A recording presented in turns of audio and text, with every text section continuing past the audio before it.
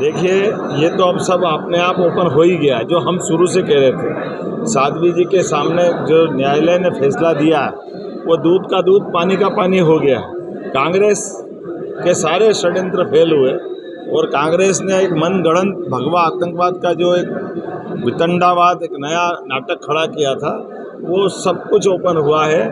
हिंदू कभी आतंकवादी नहीं हो सकता, ये एक बार न्यायालय ने फिर सिद्ध किया। राहुल गांधी के रोज बयान आ रहे हैं, कभी ट्रंप का ये बड़ा गंभीर मसला है। मैं आप सबके माध्यम से राहुल गांधी जी पे और कांग्रेस के वरिष्ठ नेताओं को भी निवेदन करना चाहूँगा।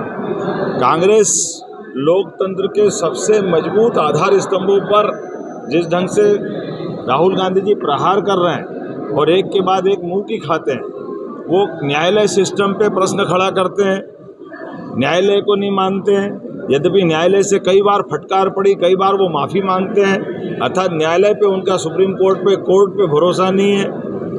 एक तरफ वो चुनाव आयोग पे प्रश्न खड़ा करते हैं, चुनाव आयोग के माध्यम से इस देश का गणतंत्र दुनिया के सामने आदर्श गणतंत्र है, सबसे बड़ा गणतंत्र अगर दुनिया में जिंदा है तो चुनाव आयोग की निष्पक्षता के आधार पर है, लेकिन ये चुनाव आयोग को भी नहीं मानते।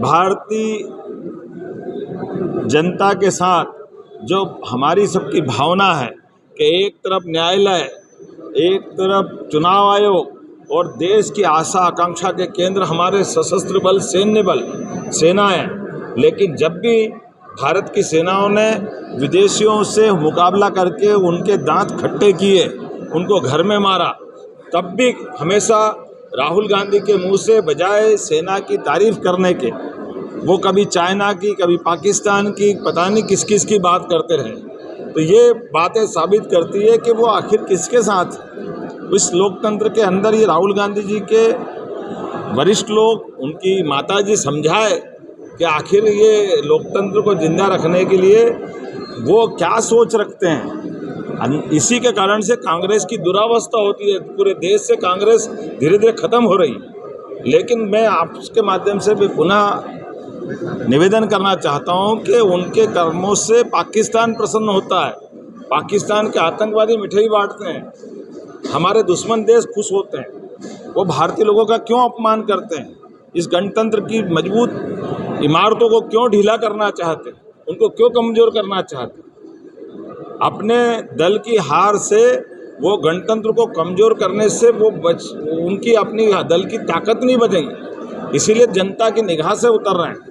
बेहतर ये होगा कि वो लोकतंत्र में अपनी पार्टी का जनाधार बढ़ाए, अपनी पार्टी के लिए जो करना करे, लेकिन अपनी हार का ठीकरा अगर वो चुनाव आयोग पे फोड़ते हैं, अगर वो संविधान, उनकी पार्टी ने सबसे ज़्यादा संविधान संशोधन अगर किए हैं तो कांग्रेस ने किए, वो अतीत के अंदर झाँक के देखे, और कभी वो इस गलती के लिए माफ़ी भी मांगते और अगले ही पल वापस संविधान की किताब दिखाने लग जाते। तो संविधान के दायरे में रह करके अपोजिशन की भूमिका राहुल गांधी निभाए, वो निर्वहन करे। मैं आपके माध्यम से अपील करता हूं, और बेहतर हो गए वो मैच्योरिटी लाए जिसके आधार पर उनकी अपनी एक छवि बने। लेकिन दुर्भाग्य के साथ कहना पड़ रहा है कि नेता प्रतिपक्ष भारत रत्न अटल बिहारी वाजपेयी जी ने 50 साल तक जिस पद को पवित्रता के साथ दुनिया के रूप में दुनिया के सामने स्थापित किया, लेकिन ऐसे गरिमामय पद की भी अगर वो गरिमा घटा रहे हैं तो ये पाप उनके सिर पे लगेगा। मैं पुनः अपील करता हूं कि वो ये बात समझे और अपनी नई भूमिका चालू करें। आदिवासी पट्टे ऑनलाइन करने की